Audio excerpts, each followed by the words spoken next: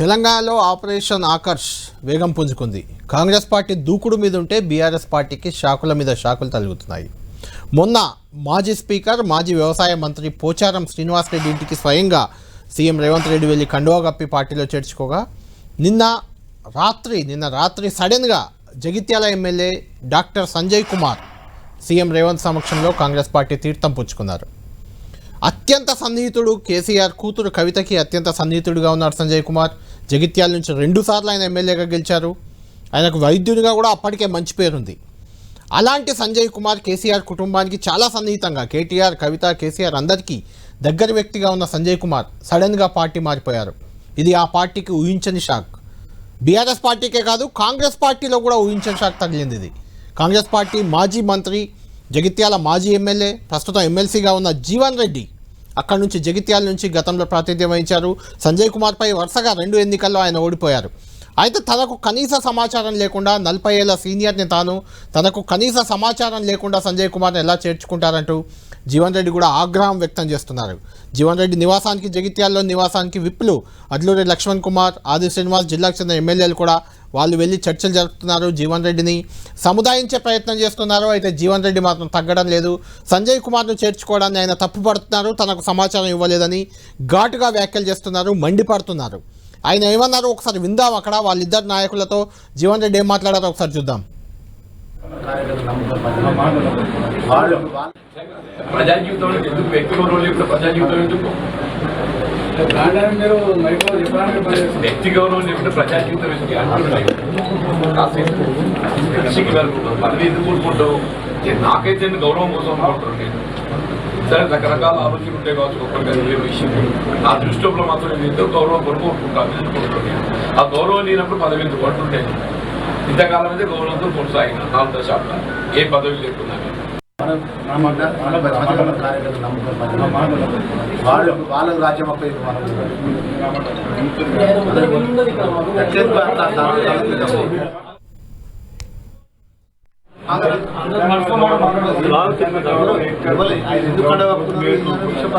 సాధన అర్థం 40 సంవత్సరాల పార్టీ ఒక నిర్ణయం వల్ల మాట్లాడద్దు.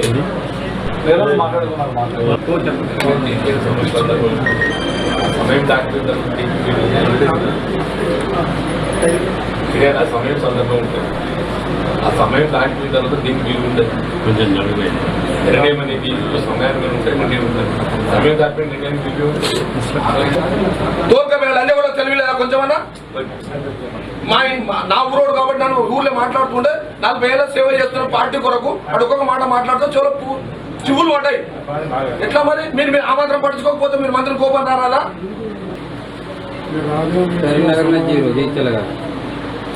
అప్పుడు ఏర్పడుతుంది. సరే ఓడిపోయినా కాబట్టి 0 అనిపిస్తుంది సార్. మళ్ళీ ఉన్నది సార్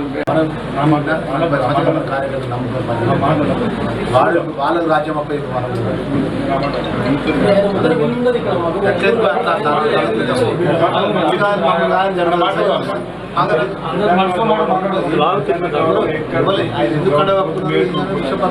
సాధన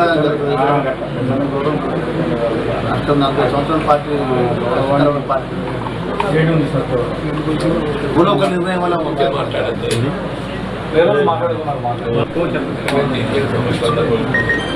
సమయం దాటిన సమయం సందర్భం ఉంటుంది. రైట్. మొత్తానికి జగిత్యాల ఎమ్మెల్యే డాక్టర్ సంజయ్ కాంగ్రెస్ పార్టీలో చేరడం బీఆర్ఎస్ పార్టీకి ఎంత షాక్ తగిలిందో కాంగ్రెస్ పార్టీకి కూడా అంతే షాక్ తగిలింది.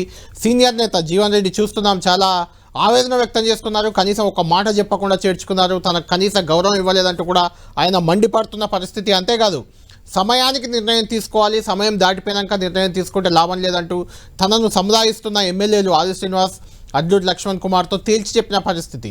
ఇప్పుడు జీవన్ రెడ్డి ఏం చేయబోతున్నారు? తనకున్న ఎమ్మెల్సీ పదవికి రాజీనామా చేస్తారా, లేకుంటే కాంగ్రెస్పై తిరుగుబాటు చేస్తారా, కాంగ్రెస్లో అడ్జస్ట్ అయిపోతారా, సంజయ్ కుమార్తో కలిసి పనిచేస్తారా? ఇది ఇప్పుడు చాలా ఇంట్రెస్టింగ్ ఫ్యాక్టర్గా మారింది. అయితే ఇలా ఎమ్మెల్యేలు ఇప్పుడు 5 చేరుకున్నారు. మొత్తం 5 బీఆర్ఎస్ ఎమ్మెల్యేలు కాంగ్రెస్ పార్టీలో చేరిపోయారు. మొదట దానం నాగేందర్, ఆ తర్వాత కడియం శ్రీహరి, ఆ తర్వాత తెల్లం వెంకట్రావు, మొన్న పోచారం శ్రీనివాసరెడ్డి, నిన్న డాక్టర్ సంజయ్ కుమార్, మొత్తం 5 ఎమ్మెల్యేలు కారు దిగేశారు, కాంగ్రెస్లో చేరిపోయారు. అయితే దానం నాగేందర్ పార్టీలో చేరి దాదాపు 3 నెలలు కావస్తుంది. హైకోర్టులో ఇప్పటికే ఆయనపై అనర్హత వేటు వేయాలని హైకోర్టులో పిటిషన్ దాఖలు చేసింది బీఆర్ఎస్. గతంలో సుప్రీంకోర్టు ఒక ఆదేశాలు కూడా ఇచ్చింది. త్వరితగతిన 6 నెలల లోపే 3 నెలల లోపే ఎమ్మెల్యేలపై అనర్హత వేటుపై స్పీకర్ నిర్ణయం తీసుకోవాలంటూ ఒక రూలింగ్ కూడా ఇచ్చింది. దాన్ని గుర్తు చేస్తూ మళ్ళీ సుప్రీంకోర్టు కూడా వెళ్లేందుకు బీఆర్ఎస్ సిద్ధమవుతుంది. దానం నాగేందర్పై అనర్హత వేటు వేయాలి. ఆయన బీఆర్ఎస్ ఎమ్మెల్యేగా ఖైరతాబాద్ నుంచి గెలిచి సికింద్రాబాద్ నుంచి కాంగ్రెస్ ఎంపీగా పోటీ చేశారు. క్లియర్ పిక్చర్ కనిపిస్తుంది, ఆధారాలు ఉన్నాయి కాబట్టి దానం నాగేందర్ని ముందు టార్గెట్ చేసింది బీఆర్ఎస్. ఆ తర్వాత మిగిలిన ఎమ్మెల్యేలపై కూడా అనర్హత వేటు వేయించే ప్రయత్నంలో బీఆర్ఎస్ ఉంది. అయితే దీనికి కౌంటర్గా 26 మంది ఎమ్మెల్యేలను పార్టీలో చేర్చుకొని టీఆర్ఎస్ ఎల్పీనే విలీనం చేసేందుకు కాంగ్రెస్ ఎత్తుగడ వేస్తుంది. ఏదేమైనప్పటికీ ఇది కాంగ్రెస్ బీఆర్ఎస్ల మధ్య ఒక వాతావరణాన్ని రోజు రోజుకు రాజేస్తుంది. గతంలో కేసీఆర్ ఏ పని చేశారో ఇప్పుడు కాంగ్రెస్ కూడా అదే పని చేస్తుందంటూ బీజేపీ మండిపడుతుంది. ఓవరాల్గా ఈ అంశంపై చర్చిద్దాం. మనతో పాటు లైవ్లో జాయిన్ అవుతున్నారు కాంగ్రెస్ పార్టీ ప్రధాన కార్యదర్శి అద్దంకి దయాకర్ గారు, అదేవిధంగా బీఆర్ఎస్ పార్టీ నుంచి ఆ పార్టీకి నేత మాజీ గొర్రెలు మేకల కార్పొరేషన్ చైర్మన్ బాలరాజు యాదవ్ గారు, ప్రకాష్ రెడ్డి గారు బీజేపీ నుంచి ఉన్నారు. ముందు అద్దంకి దయాకర్ గారితో మాట్లాడదాం. దయాకర్ గారు, కేసీఆర్ పాలన బాలేదు, కేసీఆర్ విధానాలు బాలేవు, కేసీఆర్ ప్రజాస్వామ్యయుతంగా లేరు, పార్టీ ఫిరాయింపులను ప్రోత్సహిస్తున్నారు, అందుకే కేసీఆర్ను గద్దె దింపాలి, మమ్మల్ని గెలిపించాలని మీరు నినాదం తీసుకున్నారు. ప్రజలు మీకు మ్యాండేట్ ఇచ్చారు, గెలిపించారు. సేమ్ కేసీఆర్ ఏదైతే చేశారో అదే ఇప్పుడు మీరు చేస్తున్నట్లు కనిపిస్తుంది. 5 ఎమ్మెల్యేలు వచ్చి చేరారు ఇప్పటికే. ఇంకా మిగిలిన వాళ్ళపై కూడా మీరు కందేసినట్లు కనిపిస్తుంది. పోచారం శ్రీనివాసరెడ్డి, ఇప్పుడు డాక్టర్ సంజయ్ చేరిక సందర్భంగా కనీసం తనకు ఒక్క మాట కూడా చెప్పలేదంటూ మీ పార్టీలో 40 ఏళ్లుగా ఉన్న సీనియర్ నేత జీవన్ రెడ్డి తీవ్ర ఆవేదన వ్యక్తం చేస్తున్నారు. అంటే ఈ చేరికలను ఎలా చూస్తారు మీరు? కేసీఆర్ చేసిన చేరికలు తప్పైనప్పుడు మీరు చేర్చుకుంటున్న చేరికలు ఏ రకంగా కరెక్ట్ అవుతాయి? దీన్ని ఏ రకంగా జస్టిఫై చేసుకుంటారు మీరు? యా, గుడ్ ఆఫ్టర్నూన్ కళ్యాణ్ గారు. అయితే జాయినింగ్స్ మీద జరుగుతున్న చర్చలో రచ్చ ఒకవైపు కాంగ్రెస్ లో ఉంటే ఇంకోవైపు బీఆర్ఎస్ లో ఉండడం, ఇదంతా కూడా మనం గమనిస్తూ ఉన్నా కూడా రాజకీయాల మోడ్ చేంజ్ అయిపోయింది. పవర్ లేకపోతే పవర్ లేని పార్టీకాయ ఉండి కొట్లాడే నాయకత్వం ఉన్నట్టుగా కనబడతలేదు పోన్ చూస్తుంటే. సో అదొకటి. తర్వాత నాకున్న అంచనా ఏంటంటే కొంచెం నమ్మకం కల్పించే ప్రయత్నం చేయమనండి కేసీఆర్ గారిని, కొంచెం పోరాడమనండి, లేకపోతే కొట్లాడమనండి. రేపు అసెంబ్లీకి కూడా వస్తే ఇంకా ప్రజా సమస్యల మీద కొట్లాడితే నాయకత్వాన్ని నమ్మి బలంగా ఉండే అవకాశాలు ఉంటాయని నేను గతంలో నమ్మకం కలిగించలేకపోయారా? అందుకే మీ ఎమ్మెల్యేలు పోయారంటారా బీఆర్ఎస్ లోకి? నమ్మకం కల్పించేదానికంటే పొన్నాల లక్ష్మయ్య గారు అప్పటి నుంచి నేను ఉన్నా కదా, మీరు ఒకసారి గమనించండి. పొన్నాల లక్ష్మయ్య గారు ర్యాలీలు ధర్నాలు చేస్తుంటే కూడా వారిని అరెస్ట్ చేయడం కాదు, ఏకంగా పోలీస్ దాడి జరిగింది ఒకసారి అయితే నాకు తెలిసి. తర్వాత ఉన్న పలంగా ఆ రోజు బీఆర్ఎస్ ఇచ్చిన హామీల మీద మేము సెమినార్లు పెట్టినాం. అప్పుడు శ్రవణ్ గారు కూడా మాతోనే ఉండే. చాలా మంది ఓడిపోయిన క్రమంలో అందరూ ఇళ్లలో ఉండే, చాలా మంది అసలే కాంగ్రెస్ లేస్తుందా అసలు ఆ పరిస్థితి ఉందా అని కొంతమంది ఉంటుండే. కానీ పిసిసి ప్రెసిడెంట్ గా ఉన్న అప్పుడు లక్ష్మయ్య గారు కానీ తర్వాత వచ్చిన ఉత్తమ్ రెడ్డి గారు కానీ చాలా సీరియస్ గా కార్యాచరణ ఇచ్చింది. ఇక్కడ క్రమేపీ మొన్న నేను అనుకుంటున్నాను, అంటే వాళ్ళ దాని మీద కామెంట్ చేయడం అంత భావ్యం కాకపోయినా మొన్న 0కు రావడం అనేది చాలా మందిని కొంచెం కలతకు గురి చేస్తున్న మాట వాస్తవం. దీన్ని కొంచెం చేదుగా ఉన్నా కూడా ఒకటి ఇంటరప్షన్ చేస్తాను. మీరు ఏమంటున్నారు? కేసీఆర్ నమ్మకం కలిగించలేదు కాబట్టి ఎమ్మెల్యేలంతా మా వైపు వస్తున్నారు అనేది మీ వెర్షన్, అంతే కదా? వస్తున్నట్టయితే కనిపిస్తుంది కదా. అయితే మీకు ఒకటి వినిపిస్తాను. ఇప్పుడు మీ పార్టీలో చేరిన పోచారం శ్రీనివాసరెడ్డి గారు కొద్ది రోజుల క్రితమే పార్టీ మారిన ఎమ్మెల్యేలను ఏమన్నారు, పార్టీ మారడాన్ని ఎలా తప్పుపట్టారు, ఆయన ఇప్పుడు వచ్చి చేరిపోయారు. అంటే నమ్మకం కలిగించారు, ఎమ్మెల్యేలు పోతున్నారు అని పోచారం చెప్తూనే ఆ పోయే ఎమ్మెల్యేలంతా అవకాశవాదులు అంటూ తిట్టిపోశారు. అది ఒకసారి మీకు వినిపించాక దాని గురించి మీతో మాట్లాడతాను. ఒకసారి పీసీఆర్. ప్రాణం ఉన్నంత వరకు మీరే మాకు నాయకుడు సార్, ఇంకొకరు లేరు సార్. ఇంత మంచి నాయకుడు నేను కూడా 47 సంవత్సరాలు చూస్తున్నా సార్. అనేక మంది చూసిన, కానీ రకరకాల మనుషులు ఉంటారు. చెప్పేది ఒకటి, చేసేది ఒకటి. కానీ మనస్ఫూర్తిగా సహృదయంతో చల్లటి చూపుతో సహాయం చేసినటువంటి వ్యక్తి మిమ్మల్ని చూశాను సార్. నేను ఇక్కడ చాలా మంది మంత్రులు, ముఖ్యమంత్రులు చూశాను. ఆ విధంగా మీరు ఒక నా కాన్సెప్టే కాదు, రాష్ట్రమంతా కూడా సుభిక్షంగా జరుగుతా ఉంది సార్. కోట్లాది రూపాయలు, లక్షలాది రూపాయలు పంటలు పెడతా ఉన్నాయి. దేశమంతా కూడా మీరు చూస్తున్నారు సార్. శిక్షణ గల సుచిత్రైనటువంటి సైనికులు, కార్యకర్తలు ఉన్నారు. దొంగలు వైరు కొంతమంది పోని, నికాసమైనటువంటి ప్యూర్ కార్యకర్త నాయకులు మిగిలిన ఇక్కడ. సరే వాళ్ళ కేసీఆర్, సరే కొంతమంది స్వార్థపరులు ఎమ్మెల్యేలు పార్టీ మారుతున్నారు. ఉంటోళ్ళు ఉండిపోయిన పోయిటోళ్ళు పోయిన కొట్టు. ఎప్పుడే గానీ ఒక నాయకుడికి, ఒక పెద్ద మనిషికి మనం పదవులు అనుభవించి, అన్ని విధాలుగా అనుభవించి కష్టాలలో మనం దూరం చేయకూడదు. అది మానవత్వం కాదు. కష్టాలు ఉన్న వ్యక్తికి మన ధైర్యంగా నేను ఉన్నాను అని చెప్పేటువంటి ధైర్యం ఇచ్చేటువంటి మనుషులు కావాలి. అదే ఇవాళ మన కేసీఆర్కి ఇచ్చేటువంటి ధైర్యం. మనస్ఫూర్తిగా వారికి స్వాగతించాను. వారు చేస్తున్నటువంటి కార్యక్రమాలు రైతు పక్షపాతిగా, రైతు సంక్షేమం కోసం, రాష్ట్రంలో ఉన్నటువంటి సాగునీటి ప్రాజెక్టుల ప్రగతి కోసం వారు తీసుకున్న నిర్ణయాలన్నీ కూడా ఆమోదయోగ్యమైనటువంటి నిర్ణయాలు ఉన్నాయి. కాబట్టి రాజకీయంగా నేను ఆశించేది ఏం లేదు. నేను ఆశించేది రైతు సంక్షేమం. నేను వ్యవసాయ శాఖ మంత్రి. రైట్ దయాకర్ గారు, ఇప్పుడు 3 వినిపించాను మీకు. ఒకటి, ఎన్నికల ముందు ప్రచార సభలో మాట్లాడారు పోచారం. ఆ తర్వాత సెకండ్ది కడియం శ్రీహరి, దానం నాగేందర్ పార్టీ మారాక పార్టీ ఫిరాయింపుదారులను, ఆ ఎమ్మెల్యేలను తప్పుపడుతూ వాళ్ళు ద్రోహులు, ఇప్పుడు నికార్సైన వాళ్ళు ఉన్నారంటూ మాట్లాడింది. మూడవది కాంగ్రెస్ పార్టీలో చేరాక మాట్లాడింది. అంటే ఎలా చూడాలి ఈ 3 వెర్షన్లను చూస్తే? నిజంగా నాకైతే కొంచెం పోచారం లాంటి వ్యక్తి ఇలా ఎలా మారిపోయారు, దీని వెనుక ఏంటి కారణం? అంటే రాజకీయాల్లో అందరూ అదే పనిచేస్తున్నారని మీరు సమర్థించవచ్చు, కానీ ఏం జరుగుతుంది అసలు రాజకీయం అనేది మీరు చెప్పాలి. ఇప్పుడు వారు అంటున్న మాటల్లో ఎంత స్పష్టత డిక్లైన్ అయిందో మీరు చూడండి. ఫస్ట్ చాలా అధికారంలో ఉన్నప్పుడు బహిరంగ సభలో ఎలక్షన్స్ కంటే ముందు మాట్లాడింది చాలా బలంగానే మాట్లాడిండు. సెకండ్ ఏంటి, తాను లీడర్షిప్ కోఆర్డినేషన్ లో ఉన్న పరిస్థితిలో ఆ విధంగా మాట్లాడిండు. కానీ ఇప్పటికైనా నేను చెప్తున్న దాంట్లో మీరు అంతఃసూత్రం గమనిస్తే జగన్ కూడా ఇదే పరిస్థితి వస్తుంది. ఇప్పుడు ఒక కాంగ్రెస్ పార్టీ ఉందనుకోండి, ఇప్పుడు పిసిసి ప్రెసిడెంట్ గా ఉన్నా, ముఖ్యమంత్రిగా ఉన్నా ఇమ్మీడియట్ గా నాయకత్వం చేంజ్ అవుతుంది పిసిసికి. ఎందుకు? ఒక కొత్త నాయకత్వం నిరంతరం రావాలి. ఇప్పుడు కేసీఆర్ గారికి కనీసం కేటీఆర్ అన్న చేసుకోమనండి. ఇప్పుడు అట్లీస్ట్ ఈ క్రమంలోనన్నా తను జాతీయ రాజకీయాలు, ఇంకో రాజకీయాలు పక్కన పెడితే ఒక నూతన రాజకీయం లేకపోతే నూతన ఒరవడి రాజకీయాల్లో రావాల్సిన అవసరం ఉంటుంది. కేసీఆర్ గారిది మూమెంట్ అప్పుడు ఒక ఉప్పెనలో ఆయన నాయకత్వం మీద అందరికీ నమ్మకం ఉంది. మొదటి దశలో ముఖ్యమంత్రిగా సక్సెస్ అయినట్టుగా భావించాల్సి వచ్చింది 4 సంవత్సరాలకు ముందుకు వచ్చిన. కానీ ఆ పడిపోతున్న గ్రాఫ్ నిలుపుకోవడానికి మారలేదు, తను మార్చలేదు. ఈ క్రమంలో రాజకీయ నాయకుడు ఎప్పుడు తన భవిష్యత్ చూసుకుంటాడు. కాబట్టి కేసీఆర్ లో తన నాయకత్వం ఇంకా ముందుకు పోతుందనే పోచారం గారు అనుకోకుండా పోవచ్చు. మీరు అన్నారు కదా ఇంతకు ముందు, కవిత గారి అత్యంత ఆత్మీయుడే లేకపోతే శిష్యుని లాంటి వాడే కాంగ్రెస్ పార్టీకి రావాల్సిన పరిస్థితి వచ్చింది. అంటే ఏంటి, ఏదో ఒక లోపం బీఆర్ఎస్ లో కనిపిస్తుందా లేదా? అంటే అన్నిటికంటే ముఖ్యంగా బీఆర్ఎస్ లో లోపంగా చూడాలా, లేకుంటే అధికారం లేకుండా నాయకులు ఉండలేకపోతున్నారు అనుకోవాలా? లేకుంటే గతంలో అయితే మీరు చెప్పారు 12 మందిని కొనుక్కున్నారు, వేలం వేసి కొనుక్కున్నారని చెప్పారు. అలాంటి వాళ్ళని రాళ్లతో కొట్టాలని రేవంత్ రెడ్డి గారే అన్నారు. ఇక మేమైతే కొనుక్కోవాల్సిన అవసరం రాలేదు కళ్యాణ్ భాయ్, ఇది మాత్రం వాస్తవం. వాళ్ళు వస్తున్న క్రమంలో కొంత బీజేపీ ఇన్సెక్యూరిటీ గతంలో చెప్పింది, మళ్ళీ చెప్పాల్సి వస్తుంది. బీజేపీ ఇన్సెక్యూరిటీతో ఒక పరిస్థితి ఉండేది.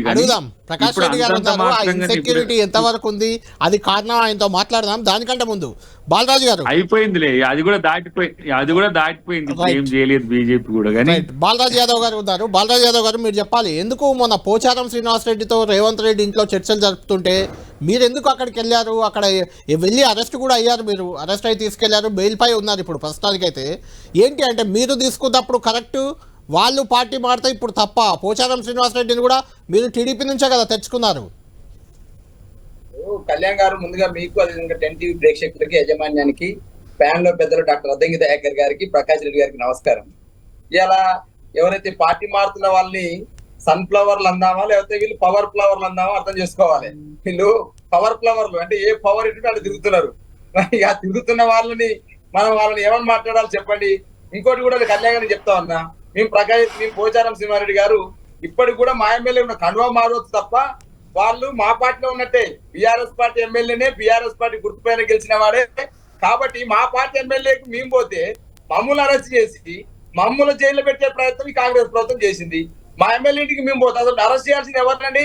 మా ఎమ్మెల్యే ఇంటికి పోయిన రేవంత్ రెడ్డిని అరెస్ట్ చేయాలి.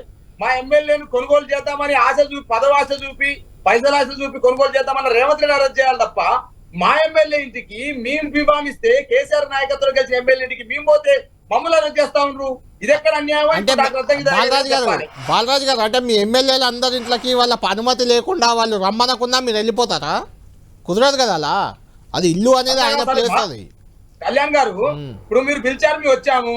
మా ఎమ్మెల్యే పోచానికి మాకు అనుమతి ఏంటి సార్? మా పార్టీ అభ్యర్థి, మా పార్టీకి గెలిచినటువంటి ఎమ్మెల్యే వారింటికి వెళ్ళి అయ్యా ఇట్లా వదంతులు వస్తున్నవి, మీ ఇంటికి సీఎం వస్తానంటే వదంతులు వస్తున్నాయి, మీ పార్టీ మధ్య వదంతులు వస్తున్నాయి, మాకు క్లారిటీ కోసం పోయినాము. క్లారిటీ కోసం పోతే కాంగ్రెస్ పార్టీ కార్యకర్తలు మమ్మల్ని కొట్టి, మమ్మల్ని ఇష్టం వచ్చినట్టు తిట్టి, బూతులు తిట్టి మమ్మల్ని జైల్లో పెట్టాలనే ప్రయత్నం చేయడం ఇంత ఏమంటారు చెప్పండి కళ్యాణ్ గారు? నేను అంటే ప్రజాస్వామ్యం. ఇంకో అంశం, ఓకే, మీరు గతంలో ఏమన్నారండి? ఇదే రేవంత్ రెడ్డి గారు, ఇదే కాంగ్రెస్ పార్టీ ఏమన్నారు సార్? కాంగ్రెస్ పార్టీ నుంచి బీఆర్ఎస్ పార్టీ చేసుకున్న ఎమ్మెల్యేలను చెట్టు కట్టేసి కొట్టండి, చెప్పుల దండలో మెడలో దండలు చెప్పుల దండలు మెడలో వేయండి, అదే విధంగా గాడిద మీద ఊరేగించండి అని చెప్పారు కదా. మరి ఇప్పుడు వీళ్ళని దేని మీద ఊరేగించాలి? ఏ చెప్పుల దండలు వేయాలి? ఏ చెట్టు కట్టేసి కొట్టాలి? ఏ ముత్తప్పగా పెట్టాలి? చెప్పండి కళ్యాణ్ గారిని అడుగుతా ఉన్నా. ఇలా ఎందుకు మీరు ఆయన అన్నారు కదా 100 కోట్ల ఆశ చూపిన బీఆర్ఎస్ పార్టీ అన్నారు. అయ్యాల మీ ఎవ్వరం కూడా మా కేసీఆర్ గారు ఎవరింటికి పోయి చేసుకోలేదు సార్. ఇవాళ జితేందర్ రెడ్డి ఇంటికి రేవంత్ రెడ్డి వెళ్ళారు, పోచారం శ్రీనివాసరెడ్డి ఇంటికి రేవంత్ రెడ్డి గారు వెళ్ళారు, డాక్టర్ సంజయ్ గారికి వారు పిలిచారు, అదే విధంగా దాన నాగేంద్ర గారికి వారే వెళ్ళారు, అదే విధంగా తెల్ల వెంకట్రావుని పొంగులేటి శ్రీనివాసరెడ్డి ఇంటికి వెళ్ళారు, కడియం శ్రీ గారి ఇంటికి దీపదాస్ మున్సి వెళ్ళారు. అదే విధంగా నేను చెప్తా ఉన్నా, మాకు షాకింగ్ ఏం లేదు సార్, మాకు బ్రేకింగ్ ఏం లేదు సార్. ఇవాళ షాక్ అవుతుంది కాంగ్రెస్ పార్టీ చేరికల వల్ల.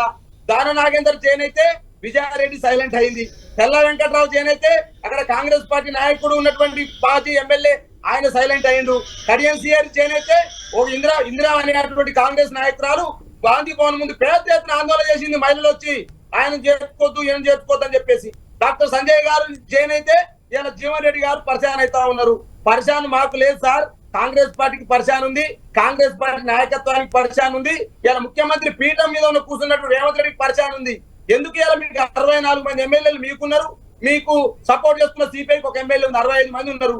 ఎందుకు ఇలా అప్పనంగా వాళ్ళ దగ్గర పోయి బిచ్చమెత్తుకున్నట్టు మీరు జైన్ గాని అంటా ఉన్నారు? అంటే కాంగ్రెస్ లో ఏదో ముసలం నడుస్తా ఉంది. ఏలేటి మహేశ్వర్ రెడ్డి చెప్పినట్టు జూలై 15 సంక్షోభం ఏమైనా ఉన్నదా, ఆగస్టు 15 సంక్షోభం ఏమైనా ఉన్నదా అని నాకు అర్థం కావట్లేదు. అంటే ఏమైనా మంత్రులు ఏమైనా పొగబెడుతున్నారు రేవంత్ రెడ్డికి? ఏమైనా రేవంత్ రెడ్డి పీఠ ఏమైనా కదులుతుందా? కాబట్టి ఇవన్నీ కూడా మన మెజార్టీ ఉన్నప్పటికీ ఎందుకు ఇవాళ బీఆర్ఎస్ పార్టీ ఎమ్మెల్యేలు కావాల్సుకొని వారి ఇంటికి వెళ్ళి పేరసారాలు చేస్తున్నారనే అంశాన్ని ఇవాళ కాంగ్రెస్ పార్టీ సమాధానం. రైట్ బాలరాజు గారు అడుగుదాం అద్దంకి దయాకర్ గారిని. దానికంటే ముందు ప్రకాష్ రెడ్డి గారితో మాట్లాడదాం. ప్రకాష్ రెడ్డి గారు, చూస్తున్నాం రాష్ట్రంలో రాజకీయం చూస్తున్నాం, గతంలో చూసాం చాలామంది ఎమ్మెల్యేలు పార్టీ మారారు. అఫ్ కోర్స్ బీజేపీ నుంచి అట్లా ఎవరు మారలేదు, బీజేపీలో ఎవరు అట్లా చేయట్లేదు. అది తెలంగాణ వరకు. దేశవ్యాప్తంగా చర్చకెళ్తే మళ్ళీ అది ఇంకా డిఫరెంట్గా ఉంటుంది, దాని గురించి వదిలేద్దాం మనం ప్రస్తుతానికి. తెలంగాణలో మాత్రం ఈ వాతావరణాన్ని మీరు ఎలా చూస్తారు? అంటే ఎమ్మెల్యేలు ఎందుకు పార్టీలు మారుతున్నారంటారు? ఇప్పుడు 5 వచ్చిన వాళ్ళు పోచారం డాక్టర్ సంజయ్ ఇద్దరిని ప్రధానంగా నిన్న ఈరోజు ఎందుకు మారుతున్నారు వీళ్ళు పార్టీలు? అసలు వీళ్ళను కాంగ్రెస్ పార్టీ తీసుకోవాల్సిన అవసరం ఏముంది? ఎందుకంటే జీవన్ రెడ్డి లాంటి బలమైన నాయకుడు జగిత్యాల్లో ఉన్నారు కాంగ్రెస్ పార్టీకి వాస్తవానికి, అయినా తీసుకున్నారు. ఇందిరా అక్కడ స్టేషన్ కన్పూర్లో కూడా ఇంతకుముందు ఇందిరా పోటీ చేశారు, అద్దంకి దయాకర్కు చాలా సన్నిహితురాలు కూడా ఆమె, అక్కడ కూడా తీసుకున్నారు కడియం శ్రీయాన్ని. ఇందిరాకి ఇచ్చినా అక్కడ గెలిచేవాళ్ళు కడియం కావ్య బదులు. ఇలాంటి చర్చ కాంగ్రెస్ పార్టీలో ఉంది. ఎందుకు జరుగుతుందంటారు ఈ రాజకీయం అంతా? ముందు పెద్దందరికీ నమస్కారం. కళ్యాణ్ గారు, మీరు తెలంగాణ రాష్ట్రమే కాదు మొత్తం భారతదేశంలో కూడా మధ్యప్రదేశ్లో కాంగ్రెస్ పార్టీ ఎమ్మెల్యేలు రాజీనామా చేసి బీజేపీకి వచ్చారు సార్, మళ్ళీ బై ఎలక్షన్స్ అయినాయి. కర్ణాటకలో కూడా రాజీనామా చేసి బయటకు వచ్చారు వివిధ పార్టీ నాయకులు తప్ప నేరుగా డైరెక్ట్గా ఎమ్మెల్యేగా ఉండి బీజేపీలోకి వచ్చిన వాళ్ళది లేదనేటువంటిది నేను చెప్పదలుచుకున్నాను సార్. ఎవరైనా కూడా అట్లే వచ్చారు, అట్లే రావాలని కోరుకుంటున్నాం. మీ దగ్గర ఇప్పుడు ఈటల రాజేందర్ గారు కూడా వచ్చినప్పుడు పార్టీ రాజీనామా చేసి వచ్చారు. అంతేందుకు కాంగ్రెస్ పార్టీ నుంచి రాజగోపాల్ రెడ్డి గారు మా దగ్గరకు వచ్చినప్పుడు కూడా రాజీనామా చేసే వచ్చారు. కాబట్టి రాజ్యాంగాన్ని పరిరక్షిస్తామని చెప్పుకుంటున్నటువంటి కాంగ్రెస్ పార్టీ, బీజేపీ రాజ్యాంగాన్ని తుంగలో దొక్కుతాయని చెప్పినటువంటి కాంగ్రెస్ పార్టీ తుంగలు ఎవరు దొక్కుతారో కనబడుతూనే ఉంది. మీకు అవకాశం వచ్చినప్పుడు దాన్ని తీసుకపోయి తుంగలు కాదు మూసినేలా పడేసి మళ్ళీ కనబడకుండా చేసేటువంటి ప్రయత్నం చేసే పద్ధతి కాంగ్రెస్ పార్టీది. రాజ్యాంగాన్ని అపహాస్యం, ఉల్లంఘన ఇప్పటి వరకు భారతదేశ చరిత్రలో అత్యధిక అన్నిసార్లు కూడా కాంగ్రెస్ పార్టీ చేసింది, ఇప్పుడు కాంగ్రెస్ పార్టీ చేస్తుంది. దానికి కాంగ్రెస్ పార్టీకి టీఆర్ఎస్కి తేడా నేను చూడను. బట్ ఇది ఒక అంశం అయితే కళ్యాణ్ గారు ఈ రోజున సైద్ధాంతికమైనటువంటి ఆలోచన లేకుండా అంటే ఆ ప్రభుత్వము ఏర్పాటు చేయడం, దాంట్లో అధికారంలో ఉండడం, ఇవి రెండే ఈరోజు రాజకీయాల్లో ఒక సిద్ధాంతం అయిపోయింది. కాబట్టి ఈ రోజున రాజకీయ సిద్ధాంతం ఎవరికైనా కూడా అధికార పార్టీలోకి పోవడం అనేటువంటిది ఒక పూర్తి స్థాయిలో అధికారులకు ఇదే సిద్ధాంతంలాగా భావిస్తున్న సందర్భం. కాబట్టి కాంగ్రెస్ పార్టీలో ఉన్నటువంటి బీఆర్ఎస్ పార్టీలో ఉన్నటువంటి నాయకులందరూ కూడా కాంగ్రెస్ పార్టీకి వస్తారు. గతంలో కాంగ్రెస్ పార్టీలో ఉన్న వాళ్ళు బీఆర్ఎస్లో పోయినరు, ఇంకో పార్టీలో ఉన్న వాళ్ళు బీఆర్ఎస్లో పోయినరు. ఆఖరికి తెలంగాణ రాష్ట్రంలో దురదృష్టకరమైన పరిస్థితి అంటే సిపిఐ నాయకులు కూడా బీఆర్ఎస్లో పోయిన పరిస్థితి ఉండే గత శాసనసభ ఎన్నికల కంటే ముందు కూడా. కాబట్టి ఈరోజు నా సిద్ధాంతం లేనటువంటి, భావజాలం లేనటువంటి, దేశం పట్ల సమగ్రమైన అవగాహన లేనటువంటి, దేశం గురించినటువంటి ఒక ఆలోచన లేనటువంటి పార్టీలు ఈ రోజున, ఇంక్లూడింగ్ కాంగ్రెస్ పార్టీని అంటున్నా, దేశం గురించి ఆలోచన లేనే లేదు. దేశం అనే దానికి ఒక గౌరవ పద్ధతి, ఒక పద్ధతి, వ్యవహారం, రాజ్యాంగం మీద నమ్మకం అసలే లేదు. ఈ దేశంలో ప్రజాస్వామ్యం మీద నమ్మకం లేదు, ఎన్నికల ప్రక్రియ మీద నమ్మకం లేదు. ఎక్కడైనా సరే ఎవరు గెలిచినా మన దాంట్లోకి వస్తారనేటువంటి ఒక భావన. రెండోది, నేను ఇప్పుడు తెలంగాణ పరిస్థితి ప్రత్యేకంగా నేను అనుకుంటున్నా, రేవంత్ రెడ్డి గారికి ఉన్నటువంటి ఇన్సెక్యూరిటీ అంటాం కదా, ఆ ఇన్సెక్యూరిటీ భావనతోటి కాంగ్రెస్ పార్టీలో పాత కొత్తలు అక్కడ కూడా పంచాయతీ నడుస్తూనే ఉన్నట్టుంది. ఆ పాత కొత్తల పంచాయతీలో మేము చిన్నప్పటి నుంచి కాంగ్రెస్ వాళ్ళు ఉన్నాము, మమ్మల్ని కాదని ఏం జరుగుతుంది అంటే రేవంత్ రెడ్డి ముఖ్యమంత్రి అయిండు కాబట్టి ఆ ముఖ్యమంత్రి పదవిని నిలుపుకోవడం కోసం రేవంత్ రెడ్డి తీసేసే ప్రయత్నంలో మాకు అవకాశం ఇచ్చాయనే అనే ప్రయత్నంలో పాత కాంగ్రెస్ వాళ్ళు ఈ మధ్యలో అంతర్గతంగా జరుగుతున్న కుమ్ములాటాలలో రేవంత్ రెడ్డి గారు తన సంఖ్యాబలాన్ని పెంచుకొని పార్టీలో స్థిరత్వం చేసుకోవడం కోసం చేస్తున్న ప్రయత్నంగా నేను భావిస్తాను. ప్రకాష్ రెడ్డి గారు, అంటే మీరు కూలుస్తారనే ఒక ఆందోళన కూడా కొంత కాంగ్రెస్ పార్టీలో కనిపిస్తుంది. ఇంతకుముందు కూడా కామెంట్ చేశారు, అంటే బీజేపీ పదే పదే ప్రభుత్వాన్ని కూల్చేస్తామని మాట్లాడుతుంది అంటూ, అది కూడా ఒక కారణం అయి ఉండొచ్చు అని దయాకర్ గారు కూడా అంటున్నారు. సార్ నేను ఒక్క మాట చెప్పండి, బీజేపీ కూల్చినటువంటి ఒక ప్రభుత్వం చూపించండి, ఒక ప్రభుత్వాన్ని. దయాకర్ గారు చెప్తారు, ఒక్క నిమిషం. దయాకర్ గారు నేను చెప్పిన తర్వాత వారు చెప్పానండి కళ్యాణ్ గారు.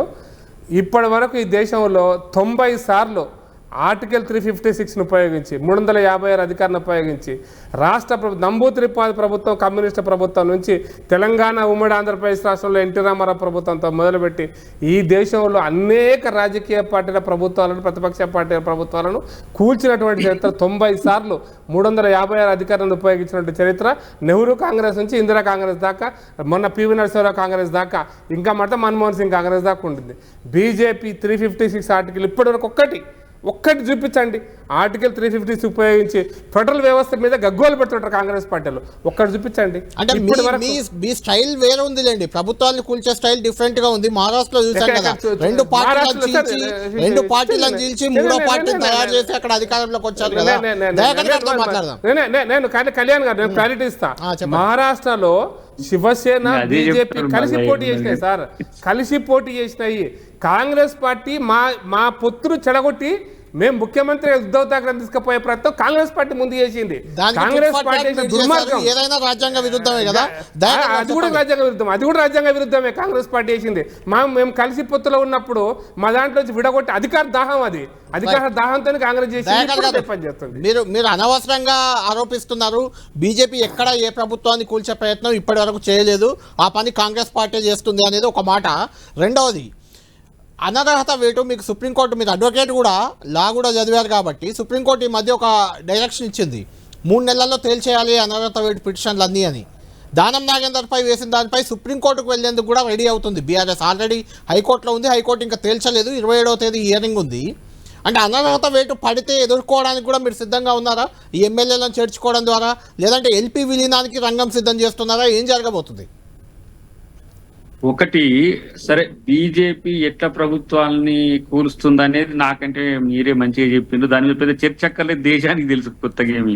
అవసరం లేదు. ఎందుకంటే వాళ్ళ విధానంలో మార్పు 356 ఏమో రాజ్యాంగబద్ధంగా ఉన్నది, అది రాజ్యాంగేతరంగా వాళ్ళు 356 చేసిండ్రు. అనేది అది మీ విధానం, 356 కు సంబంధం లేకుండా కూల్చడం వాళ్ళ విధానం, అంతేనా? చేయడం వాళ్ళ విధానం అనుకుందాం. ఓకే, పోనీ సరే అట్లనైనా అనుకుందాం, పోనీ ఏదో ఒకటి ఆయన సంతృప్తి పరచడానికి అట్లీస్ట్ ఓకే. మళ్ళీ అడ్డం రాకుండా అవుతుంది. అయితే ఇక్కడ ఏమైతుందంటే ఆ అనర్హత వేటు అనేది పడితే, లేదంటే స్పీకర్ సంబంధించిన అంశంలో ఏదైనా నిర్ణయాలు తీసుకుంటే కూడా దాన్ని మనం అడ్డగించేది లేదు, దాన్ని వ్యతిరేకించలేవు. అకార్డింగ్ టు సిస్టమ్ మనం ఫాలో కావాల్సిన అవసరమే ఉంది. సరే అది ఉన్నదా లేదా అనే విషయం, అవుతుందా కాదా అనే విషయం సెకండరీ. అది 3 months లోనే అవుతుందా అంటే, ఇప్పుడు వాళ్ళు కూడా ఎలక్షన్ పిటిషన్స్ కోసం అని చెప్పి ఒక చట్టం తీర్చింది వాళ్ళు. ఒక 1 year లోగానే అది కావాలి. ఇప్పుడు మనది 6th year, ఇవాళ మాది ఎవిడెన్స్లు అవుతున్నాయి ఈ రోజు. 6th year లో ఎమ్మెల్యే, కొత్త ఎమ్మెల్యే వచ్చిండు, పాత ఎమ్మెల్యే పోయిండు, వస్తే ఇప్పుడు అది శవానికి పూజ చేసినట్టు ఇప్పుడు కొత్తగా జడ్జిమెంట్ వచ్చి నాకు అనుకూలంగా వచ్చినా దాంట్లో ఉండేది ఏముంటది. అట్లనే ఇప్పుడు ఈ అనర్హత వేటు విషయంలో కూడా ఇది తేలేది కాదు, పోయేది కాబట్టి మేము చేర్చుకుంటూనే వెళ్తాం, వాళ్ళు వస్తూనే ఉంటారు, ఇలానే ఉంటుందనా? ఇప్పుడు స్పీకర్ గతంలో కోమటిరెడ్డి వెంకటరెడ్డి గారు అండ్ సంపత్ కుమార్ గారు, వారి విషయంలో ఇమ్మీడియట్ గా డిస్మిసల్ చేసిండు హౌస్ నుంచి. అవునవును. అప్పీల్ కు సుప్రీం కోర్టుకు పోయినా కూడా ఆ కేసు ఇంకా పెండింగ్ లే ఉన్నది. కాబట్టి ఈ చట్టంలో ఉండే లుకానాస్ మీద చెప్తున్నా, అంతవరకు వాళ్ళు చేస్తే మంచిదే, 3 నెలల్లో సుప్రీంకోర్టు జడ్జిమెంట్ ఇచ్చేస్తే మంచిదే. కానీ ఇక్కడ ఎల్పీనా లేకపోతే ఇంకా ఎక్కువ మంది వస్తారా అనే విషయం పక్కన పెడితే, రేపు బీజేపీ ఎంపీలు కూడా ఆ విధంగా ఎన్డీఏ నుంచి ఇండియాకు రావచ్చు, ఆ భవిష్యత్తులో అది ఉంటది. అది కూడా నాయకత్వ లోపం నుంచి ఎన్డీఏ కూడా పోవచ్చు, మీరు ఇట్లా అవకాశం ఇస్తాయి భవిష్యత్తులో. ఎందుకంటే వాళ్ళు కూడా 3వసారి మోడీని పెట్టి దేశం 3 లేకున్నా రుద్దుతున్నారు దేశం మీద. వాళ్ళ దాంట్లో కూడా ఇంటర్నల్ గా చర్చ జరిగింది, గడ్కరీ గారిని పెట్టాలన్నా, రాజ్నాథ్ సింగ్ గారిని పెట్టాలన్నా, ఇంకెవరిని పెట్టాలని చర్చ జరిగినప్పటికి కూడా మనోడు ఏ విధంగా ఒత్తిడి చేసి 3వసారి జవహర్లాల్ నెహ్రూ రికార్డు మొత్తం దాన్ని బ్రేక్ చేయాలి కాబట్టి ఆ విధంగా చేసిండ్రు. కానీ ప్రజల్లో ఆ వ్యతిరేకత వచ్చిన దానికి నైతికత లేదు. గతంలో మైనారిటీగా మేము ప్రభుత్వం ఏర్పాటు చేసే అవకాశం రాజీవ్ గాంధీ గారి నేతృత్వంలో వచ్చినప్పటికి కూడా నాకు వ్యతిరేకంగా పడ్డ ఓటుకు నేను చెయ్యనని చెప్పేసి పూర్తిగా పక్కకు పోయిన పరిస్థితి. ఎందుకంటే వాళ్ళు 400 అన్నారు, పోనీ 300 కూడా కాదు, 240, 239 అంటే మ్యాజిక్ ఫిగర్ కూడా రాలేని పరిస్థితుల్లో ఇతరత్ర మిత్రులకు కూడా ఇవ్వరు. వాళ్ళు ఏంటంటే వాళ్ళదే మాదే పార్టీ, మేము ఏది మన శివసేన అక్కడ వచ్చినట్టు. కానీ ఇక్కడ నేను కేసీఆర్ గారికి మోడీ గారికి ఒక కంపారిజన్ చెప్పాలి. ఎందుకంటే కేసీఆర్ గారు కూడా మార్చాలి, నాయకత్వాన్ని మార్చాలి, తను మారాలి. మోడీ గారు కూడా మారాల్సిన అవసరం ఉంటది. ఎందుకంటే ఇక పాత చింతకాయ పచ్చడి ముచ్చట్లు ఊరికే మేము 12 మంది ఎమ్మెల్యేలు వస్తారు, వాళ్ళు రాజీనామా చేస్తారు, వాళ్ళు ఎందుకో బీజేపీకి అయిపోతారు. దయాకర్ గారు, ఇప్పుడు మీరు నాయకత్వాన్ని మార్చాలంటున్నారు, కానీ పార్టీ మారిన ఎమ్మెల్యేలు ఎవరు కూడా కేసీఆర్ నాయకత్వాన్ని తప్పు పట్టట్లేదు. కళ్యాణ్ గారు, రాహుల్ గాంధీ ఎందుకు పడతారు సార్? రాహుల్ గాంధీ సోనియా గాంధీ మార్చారు కదా.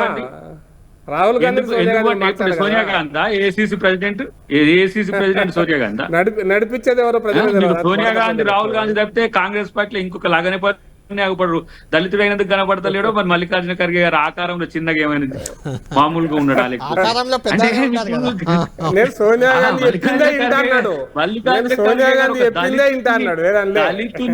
దళితున్ని ఏసీసీ ప్రెసిడెంట్ చేసినా కూడా మీలో ఇంకా మీకు ఆ మార్పు కనపడతలే.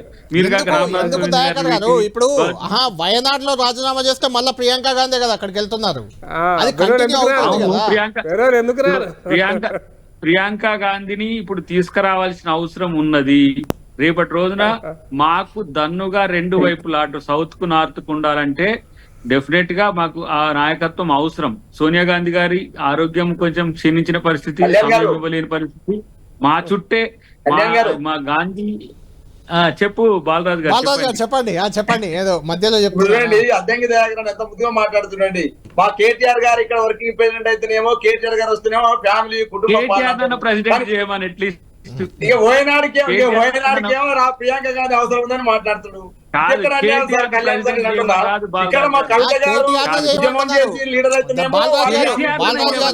కేటీఆర్ కే అధ్యక్ష పదవి ఇవ్వని అడుగుతున్నాడు దయాకర్ గారు. ఏమని అంటున్నా నేను, అట్లీస్ట్ కొడుకు కన్నా నాయకత్వం మార్చమంటున్న అట్లీస్ట్ ఇంకా మీకే ఇప్పుడు చెప్తున్నా, నాయకత్వం మీకే మార్చాలని ఎవరు సమయం వచ్చినప్పుడు చెప్తున్నారు? ఖచ్చితంగా దాన్ని మారుస్తాము. ఎవరు కావాలనేది మా అధిష్టానము ప్లస్ మా శాసనసభ పక్షం నిర్ణయిస్తారు. అర్థం దగ్గర మీరు ఏమన్నారంటే ఫ్యామిలీ పాలిటిక్స్ మీద నిరంతరం కేసీఆర్ కుటుంబాన్ని ఆరిపోసుకున్నటువంటి కాంగ్రెస్ పార్టీ ఒక ఈ రోజున మీ నాయకుడు ముఖ్యమంత్రి రేవంత్ రెడ్డి మరి వాయినాడులో ఇంకో ఎవరు లీడర్ లేరు. అక్కడ కాంగ్రెస్ పార్టీ 125 ఏళ్ళుగా పనిచేస్తున్న వాళ్ళు కాదు వాయినాడులో ప్రియాంక గాంధీ కావాలా? తీసుకున్నారు కదా, ఆర్ఎస్ ప్రవీణ్ కుమార్ గారిని తీసుకున్నారు కదా, అట్లనే మేము దళితుల్ని ఒక ఖర్గే గారిని చేసినట్టు ఆయనను ఆర్ఎస్ ప్రవీణ్ కుమార్ ఏమో ఒక గారిని చర్చ జరుగుతుంది. ఆర్ఎస్ ప్రవీణ్ కుమార్ గారు కూడా అధ్యక్షుడు అవ్వచ్చు, చూద్దాం. ప్రకాష్ రెడ్డి గారు మీరు చెప్పాలి. సార్ మారితే మార్పు కొంచెం నూతనోత్తేజాన్ని ఇస్తుందనే ఉద్దేశమే. మారకపోతే నాకు ఇప్పుడు వాళ్ళు Right. మారకపోతే అదే మాకు ఓకే. నష్టం ఏం ఇప్పుడు లేదు. మా వాళ్ళు మార్పులు ఓకే. మారుతున్నారు. మీ దాంట్లో జరుగుతున్న మార్పులేంటి? జీవన్ రెడ్డి యొక్క మా దాంట్లో మార్పు అవుతుంది కదా, PCC మార్పు. ఇండియా అసంతృప్తి ఏంది? PCC మరి మార్పు. నేను రీసెంట్ గా మునుగోడు నుంచి ఒక నాయకుడు జాయిన్ అయ్యిండు, వెంబటే కండువా కప్పినా కూడా దానికి అధిష్టానం చెల్లింపు లేదట. ఇప్పుడు మాకు పిసిసి మారుతున్నది, మళ్ళీ నూతన నాయకత్వాన్ని క్షేత్రం నుంచి ఇప్పుడు మీలాంటి యువకులు ఎవరు పనిచేసిన వాళ్ళందరినీ ఇప్పుడు కాంగ్రెస్ పార్టీలో కింద పనిచేసిన మిమ్మల్ని కూడా ఆల్రెడీ పిసిసి అధ్యక్షుడు రేస్ లో అద్దంకి దయాకర్ గారు కూడా ఉన్నారని ప్రచారం అవుతుంది. మిమ్మల్ని కూడా రమ్మంటున్నట్టున్నారు. మరి జాగ్రత్త. ప్రకాష్ రెడ్డి గారు మీరు చెప్పాలి. అసలు ఈ వాతావరణం చూస్తుంటే నిజంగా ఈ అనర్హత వేటు కానీ లేకుంటే చట్ట సవరణలు కానీ ఇవి ఇంకా కొంచెం పార్టీ ఫిరాయింపులపై చాలా సీరియస్గా ఉంటే ఇంకా బెటర్ అనే అభిప్రాయం ఒకటి చాలా వ్యక్తం అవుతుంది. మీరేమంటారు? ఒకటి. రెండోది, మీ బీజేపీ ఎమ్మెల్యేలతో కూడా కొంతమందితో కాంగ్రెస్ నేతలు మాట్లాడుతున్నట్లు ఒక టాక్ నడుస్తుంది బయట. నేను ముందు దయాకర్ గారు చెప్పిన దానికి ఒక మాట చెప్తా. ఖర్గే గారు రాష్ట్రపతి మన పార్టీ అధ్యక్షుడు అయిన తర్వాత మొదటి స్టేట్మెంట్ ఏం తెలుసా సార్? నేను సోనియా గాంధీ, రాహుల్ గాంధీ మార్గదర్శనంలో వారి నాయకత్వంలో నేను పనిచేస్తా అన్నాడు. ఇది వారు అన్న మొదటి స్టేట్మెంట్. కావాలంటే వెరిఫై చేసుకోండి, నేను కావాలంటే పంపిస్తా స్టేట్మెంట్ ఏమన్నా కూడా. కాబట్టి మరి ఖర్గే గారు ప్రెసిడెంటా, సోనియా గాంధీ, రాహుల్ గాంధీ ప్రెసిడెంటా నాకు తెలియదు. నేను ఖర్గే గారి గురించి మీరు దళితులు కాబట్టి మోడీ గారు, అమిత్ షా గారు, అద్వానీ గారి ఆశీస్సులతో వాజ్పేయి గారి నిర్దేశకత్వం నడుస్తామని సీనియర్ లీడర్లుగా అంటారు. అది కామన్. ఇప్పుడు ఎవరి నాయకత్వంలో ఎవరు పనిచేస్తున్నారు? అధ్యక్షుడు అయితే అధ్యక్ష మార్గదర్శనంలో పనిచేస్తారు, నాయకత్వంలో పనిచేయాలండి. తేడా ఉంటుంది పదానికి. అందుకోసం నెహ్రూ కుటుంబం వారి ఆధిపత్య రాజకీయాలలో దళితులు కూడా అణగారిపోయారు దేశంలో. అది అర్థం చేసుకోవాలి దయాకర్ గారు. అని ఇప్పుడు కూడా తెలంగాణ రాష్ట్రంలో కూడా దయాకర్ గారు ఇంకా అణగారిన పరిస్థితిలో ఉన్నాడు. 6 నెలలు అవుతుంది ప్రభుత్వం వచ్చి కూడా ఇంకా ఆ పరిస్థితిలో నా మీదకి వచ్చిన దయాకర్ గారి పరిస్థితి ఎన్నో పరిస్థితిలోనే ఉన్నాం. ఏదంటే అది అంటున్నారు ఈ అగ్రవర్ణ పేరుకుంటున్నట్టు కాంగ్రెస్ పార్టీ. కాబట్టి దాని దగ్గర కుదర్చుకోలేదు. కానీ నేను మీరు చెప్పిన ఒక కళ్యాణ్ గారు ఒకటే పాయింట్ ఏంటంటే, పార్టీ ఫిరాయింపుల చట్టం అనేటువంటి దాన్ని ముఖ్యంగా ప్రాంతీయ పార్టీలు, ఈవెన్ టీఆర్ఎస్ పార్టీ కూడా ఘోరంగా, నేను కాంగ్రెస్ పార్టీ ఇంత ఘోరంగా పార్టీ ఫిరాయింపులను మిగతా వివిధ రాష్ట్రాల్లో, తెలంగాణ రాష్ట్రం పక్కన పెడితే వివిధ రాష్ట్రాల్లో ఈ స్థాయిలో లేదు, కానీ తెలంగాణ రాష్ట్రంలో మాత్రం బీఆర్ఎస్ పార్టీ ఘోరంగా ఈ యొక్క పార్టీ ఫిరాయింపుల చట్టాన్ని ఉల్లంఘించింది. ఇది మాత్రం చాలా దీన్ని చర్చించాల్సిన అంశం ఉంది. ఇది రాజ్యాంగంలో మరింత పకడ్బందీగా అమలు చేసే పరిస్థితి రావాలని, దానికోసమని వెంకయ్యనాయుడు గారు వైస్ ప్రెసిడెంట్గా ఉన్నప్పుడు ఒక కమిటీ కూడా ఇచ్చారు, ఎథిక్స్ కమిటీ అని. ఒక కమిటీ వేసి దాని మీద రిపోర్ట్ ఇవ్వమని అడిగారు, కానీ ఇప్పటిదాకా వచ్చిందో రాదో నాకు తెలియదు. బట్ ఇది మరింత పటిష్టం చేయాల్సిన అవసరం మాత్రం ఉందని నేను ఫీల్ అవుతున్నానండి. మీ ఎమ్మెల్యేలతో కూడా చర్చలు జరుగుతున్నాయని ఒక టాక్ నడుస్తుంది. సరే సార్, ఇప్పుడు మీ దాంట్లో కూడా నాకు తెలిసి ఎవరు పోరండి, ఎవరు పోరు. మా పార్టీలో ఎవరు పోరు.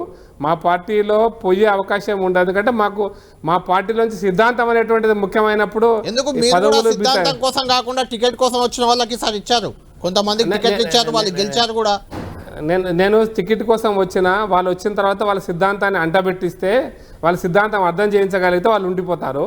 సిద్ధాంతం లేని పార్టీలకి చెప్పగలిగింది ఏం లేదు కాబట్టి వాళ్ళు అందులో నుంచి అట్టే పోతుంటారు అంతే. Right, okay. దయాకర్ గారు, బీజేపీ నాయకులతో కూడా చర్చలు అన్నారు, ఉన్నాయా? అంటే ఆ ఎమ్మెల్యేలు కూడా టచ్ లో ఉన్నారా ఎవరన్నా?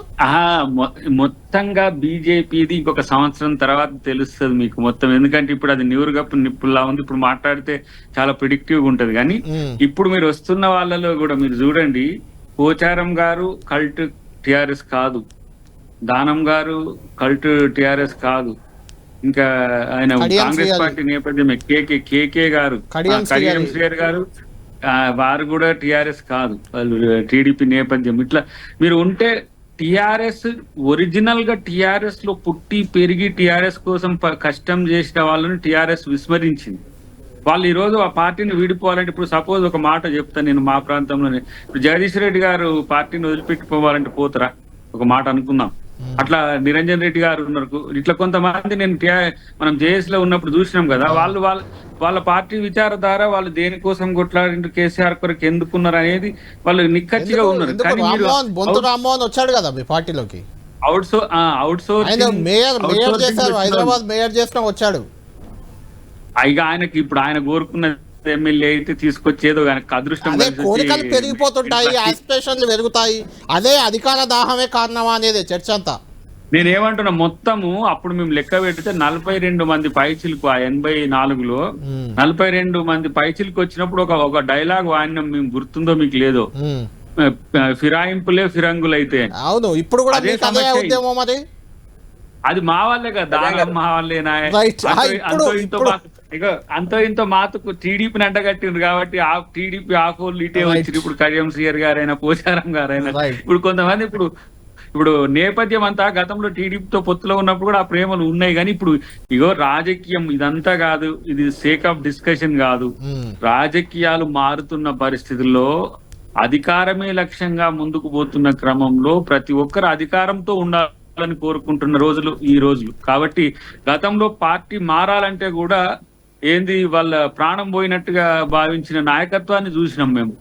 ఒకవేళ పార్టీని అసలు వదిలిపెట్టాలన్నా పార్టీని మారాలన్నా కూడా ఇప్పుడు ఆ రోజులు వెతకాలంటే వ్యాపార నిమిత్తం వచ్చేటోళ్ళు ఉన్నారు, వ్యాపారాలు చేసుకుని పోయేటోళ్ళు ఉన్నారు, అవసరమైతే అధికారం లక్ష్యంగా వచ్చేటోళ్ళు ఉంటారు, పోతోళ్ళు ఉంటారు. కానీ ఇప్పుడు మాత్రం కాంగ్రెస్ వచ్చే నాయకత్వం అంతా భవిష్యత్తులో రేపు కేంద్రంలో వచ్చేది కూడా కాంగ్రెస్ అనేది తెలిసిన తర్వాత వాళ్ళు కానీ వాళ్ళ భవిష్యత్ తరాలకు కానీ కాంగ్రెస్ అండగా ఉంటుందని ఒక భరోసా కూడా కల్పిస్తున్నారు. మీరు మాట్లాడుతుంటే విని ఎవరో మెసేజ్ పెట్టారు, కాంగ్రెస్ ముఖ్యమంత్రి కూడా కాంగ్రెస్ అతను కాదు కదా అని.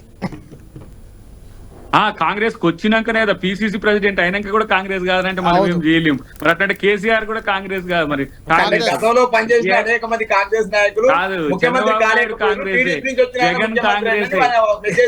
మెసేజ్ సారాంశం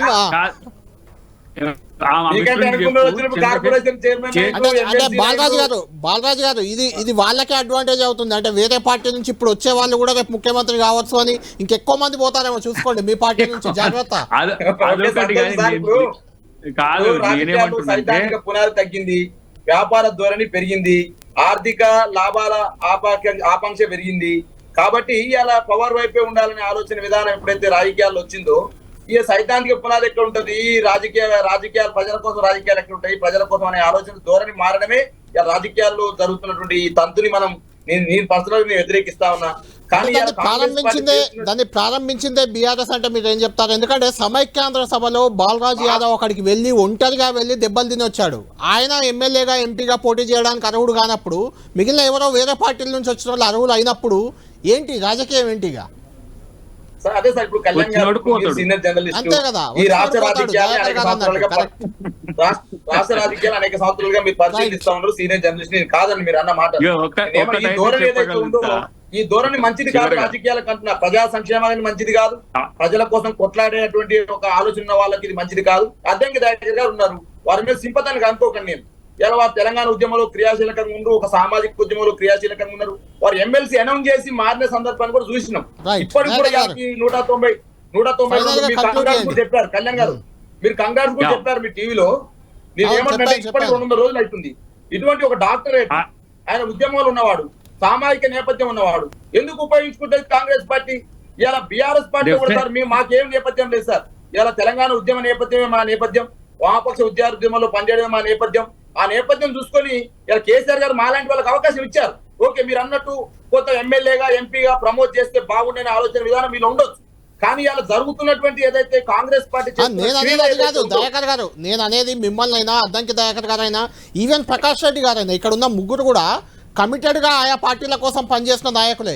మీలాంటి వాళ్ళకి అవకాశం ఇవ్వకుండా పార్టీలు మారిన వాళ్ళకి అవకాశాలు ఇచ్చి వాళ్ళని ఎమ్మెల్యేలుగా, ఎంపీలుగా, మంత్రులుగా, స్పీకర్లుగా చేస్తే వాళ్ళు వచ్చారు వెళ్ళిపోతారు. మళ్ళీ కామన్ కదా, అది కాంగ్రెస్ కూడా వర్తిస్తుంది. థ్యాంక్ యూ ప్రకాష్ రెడ్డి గారు, థ్యాంక్ యూ బాలరాజు యాదవ్ గారు, థ్యాంక్ యూ అద్దంకి దయాకర్ గారు. మొత్తానికి తెలంగాణలో రాజకీయం రాజుకుంటుంది. రోజొక్క ఎమ్మెల్యే బీఆర్ఎస్ పార్టీ నుంచి కాంగ్రెస్కి క్యూ కడుతున్నారు. ఈ క్యూ ఎప్పుడు ఆగుతుంది?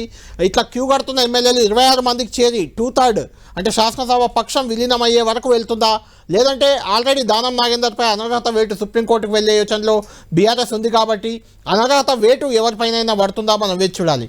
ఇది లంచ్ అవర్ డిబేట్.